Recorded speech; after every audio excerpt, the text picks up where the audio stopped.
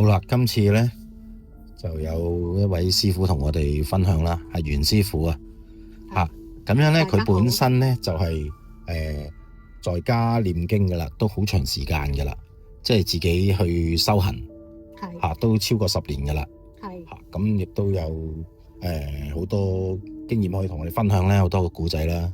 呢啲咁嘅，但係強調啦，師傅咧就唔係喺呢方面玄學啊，或者靈異嘅事件裏面去做生意嘅。佢本身係有自己嘅生意嘅。咁啊，今次睇下袁師傅同我哋分享啲咩？因為咧，我自細都已經係敏感體質㗎啦。咁我大概係5歲嘅時候咧，我記得有一次半夜凌晨3點。點解會記得係3點咧？因為以前咧，我細個屋企咧係嗰啲咧有報時嗰啲鐘啊。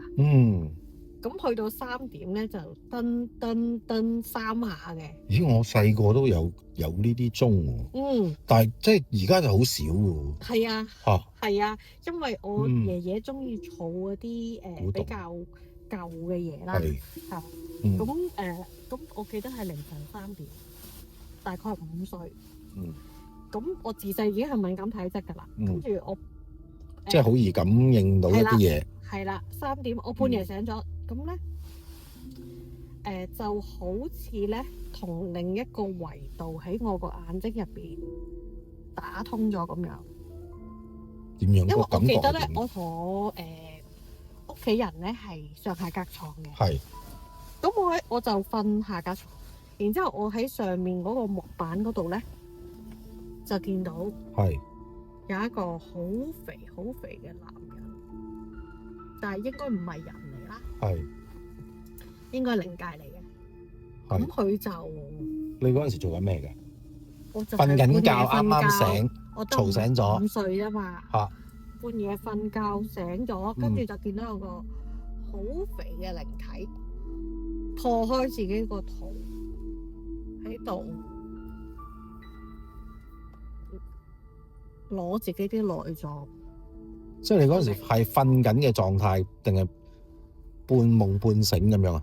我係醒咗。醒咗。然之後好似搭住另一個維度嘅景象喺我瞓嘅下格床，睇到個木板嗰度顯影出嚟咯。哦，你瞓下格床，即係望上去上高係木板嚟嘅，但係就睇到，跟住係一個反綠色嘅影像咁樣。然之後嗰個好肥嘅靈體就係個肚爆開咗，跟住啲內臟流出嚟咯。跟佢點解要咁做咧？咁佢就嚇我，然之後就擺落自己個嘴。食翻自己。係啊。咁佢想點咧？其實嚇你之後。嚇咯。咁你嗰陣時嚇小朋友。佢咁有嘅咩？咁但係因為我得5歲啊嘛，咁我睇到嗰個形象，我驚到冇講唔到嘢啊，亦都唔識嗌啊。咁梗係啦，5歲得5歲，跟住咧。係啊，呢啲係家長指引嘅畫面嚟嘅。咁跟住我見佢咁整咗咁耐，跟住我又都驚驚地嘅，咁跟住後尾咧就都照瞓覺咯，冇理佢咯。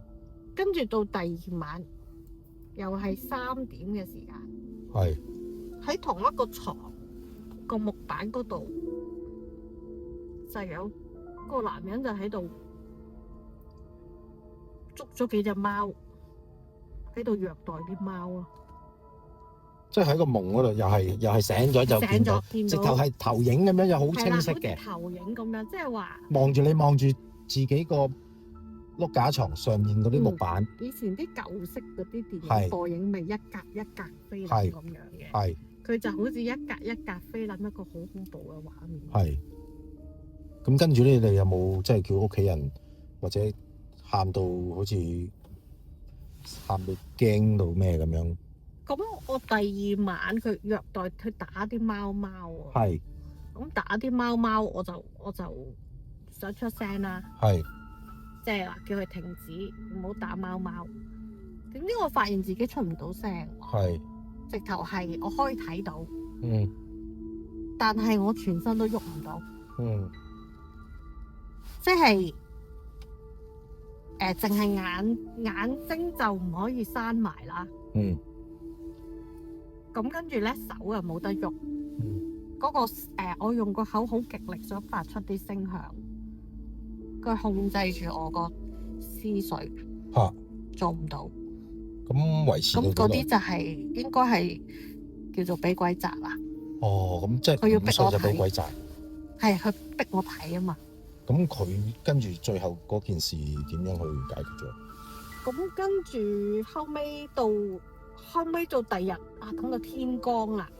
咁跟住我就同媽媽講咯。嚇！咁媽媽就帶我去嗰啲醫治鋪啊。係。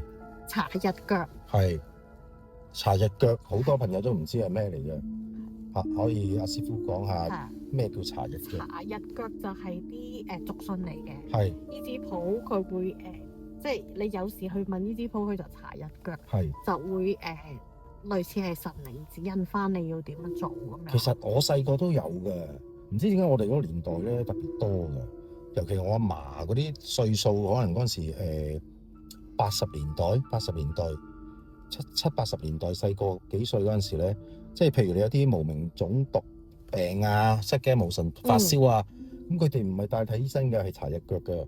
搽日腳咧，佢就同你講咧，你唔使同佢講個小朋友咩事嘅喎。係啊，唔使講㗎。佢知嘅喎。佢就係搽日腳就話係咪受嚇？係啦，佢話佢係咪隻手整親啊？係咪發燒啊？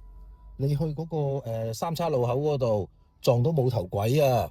咁你嗱買啲嘢去拜啦咁樣嘅喎。係啊。咁拜完啦，真係冇事嘅喎，唔知係過咗啊定係咩嘅喎。佢就問我話咩係個小朋友係咪受到驚嚇啊？係啦，後生嘅啫，未必識。有啲污糟嘢喎，咁樣類似咁樣。